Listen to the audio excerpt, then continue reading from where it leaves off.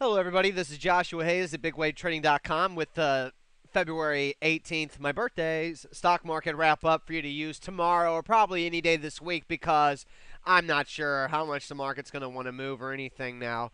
However, let's get started off right away by looking at the New York Stock Exchange and notice that it was down 0.29% today. It wasn't down a percent.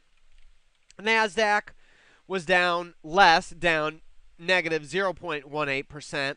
The Dow Jones Industrial Average did buck the trend today, rising a minuscule 0.04%.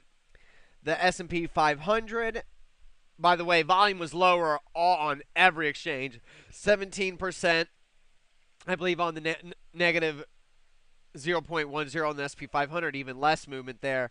But I believe it was negative 17% on the NASDAQ from the day before today, down, and the New York Stock Exchange was negative 11%. The only indexes that moved, S&P 600, it was down 1.11% today, showing a little bit of weakness in that index overall. However, the low range suggests that while it's not bullish necessarily, it once again, just like the breakdown on February 10th, whenever the market reversed around the 5,200-day moving average and broke down on heavier volume on the New York Stock Exchange. Then let's you look at the NASDAQ really quick. You see the NASDAQ breaking below the 5,200 also. That it was met the very next day with a little bit of support. Even though volume was lower, it was nice to see that the market decided not to just break wide open and get real ugly fast. Instead, it took its time before rolling over. What this does is it allows the strong stocks that are out there to build bases. Instead of making V-shaped patterns, they can U it out, round out a bottom, instead of put in these dangerous V bottoms. And so the NASDAQ once again breaks February 17th and then just holds in there today overall. And you can see that in the New York Stock Exchange also. And that's what allows stocks like TSYS currently to base. As you can see here on a weekly chart, even though the current base is not nearly as calm because of, surprise, surprise, October and November, it's not as calm as even 07 to 08 or from 04 to 07, definitely. But the one thing that's different is now it's rising again on very heavy volume. Now, if you go back to a monthly on this thing, I think it's very obvious that since the 2006 lows, it's been under a lot of accumulation. A lot. And even the negative weeks show some kind of support. Baby tail, and a spinning tail. Top tail, whatever. But a hammer-like bottom weekly, another hammer pattern, open body bars. TSYS looks best on a zoom 3 because then you can see all the green bob. But look at a zoom 4 and a zoom 5 and a zoom 6 and look at that recent action. So look at it from February 6th to now, actually February 5th to now, you can see it's up 31%, while the NASDAQ during that same time is down 5%.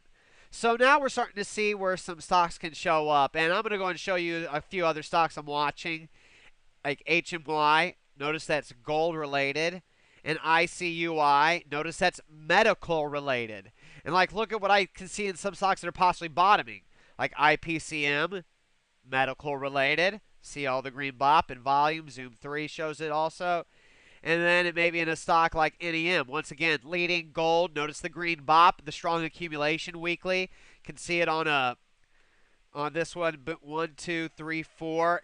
At actually the past 6 weeks, because this has a little tail here, and this completely shows you the tail of support right there. Let's actually expand this so you can see. You can see the tail at the bottom. It shows it's trying to hammer out support right around here. So it looks good. NEM, it looks good. ICUI.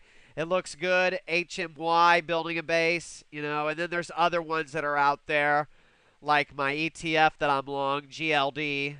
Others are out there along the ETF. SLV looks very good. Silver. And this is just what's looking. AGQ. If this was a stock, here would have been your breakout, and here's what it would have looked like. Just a little bit of school for you guys that are watching this for free.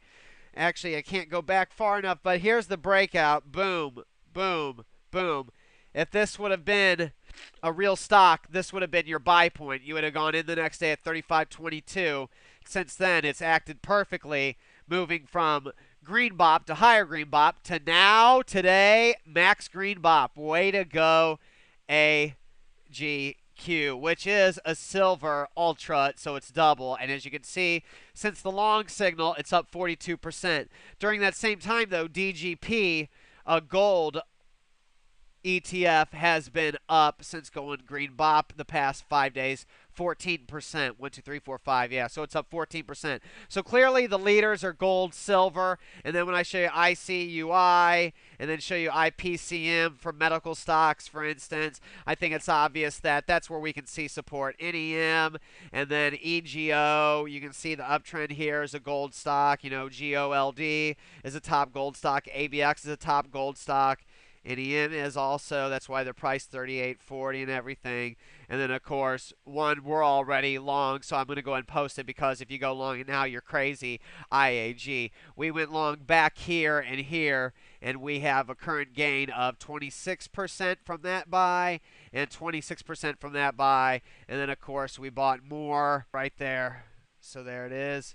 And since that third area buy point, up 10%. So if you chase it here, you're going to get burned. But know that we are long this gold stock, and it's doing well. And we're also long AIPC, which is beautiful, as you can see right here. And then when you look at stocks we're watching like TSYS, it's not that bearish. However, we have to respect the market's downtrend and realize it is very bearish. And we just got to respect that bottom line.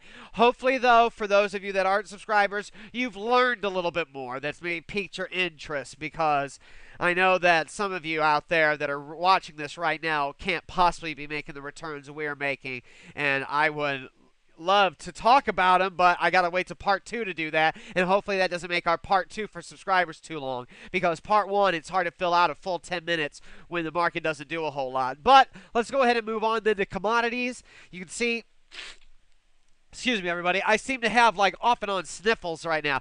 Light sweet crude right now is going nowhere, I guess you could say. Let's just pick this December low right here and move it all the way over. And as you can see, from December 24th to now, it's only down 1.78%. So it's basically flatlining almost in a sub-intermediate term. Not really, because we need to go back to November. And as you can see, it's down, quite down, 30%. But also on the short term, it is in a downtrend now, down 12%. But still, I told you that I believe it's going to be stuck in a 30 to 55 range. Who knows? Low oil might add as a tax cut, but the spendingless bill might not be a tax cut when it's all said and done. It might cost, actually it is going to cost us more than in tax rebates, but I don't know if the oil pullback is enough of a tax cut of itself to really also make an impact. I guess time will tell, and our charts will tell. Moving on though, I do know one bullish area to be, and that's hard metals. Platinum up another 1%. Since it gave its long signal here in December, it is up 23%. Moving on to silver. Silver, since giving its long signal over here in December, is up 34%, which is just excellent returns in the market in a short amount of time. Gold, from its second buy signal and more of a strong buy signal in December with the rest of them, is up 21%. So we have 21, oh man, I hate him to do this again, but I got to. So 21% on gold, 23% on platinum, and I do believe this is the best silver. So 21, 23, and this is 34, right, 34. So that's why the best one is AGQ, and why if AGQ was a stock right here, this is what the buy would have looked like. Nice strong volume surge, green bop. I know it's not going the right way, but look at the relative strength line and look at the volume and just the accumulation. It just looks good. And look at all the open body bars, even a 2-day. Look at all the open candles, 3-day, 4-day, weekly. All open candles and reversals, 4-day, 3-day, 2-day. It just looks good, bottom line. So silver is the bright spot, but gold is just as beautiful. Look at it, up 1.39% today. That's why GLD, my ETF, was up 1.53%, looking good, and why DGP was up 2.86% today. DGP, GLD, XGLD, no matter what you use, looks good.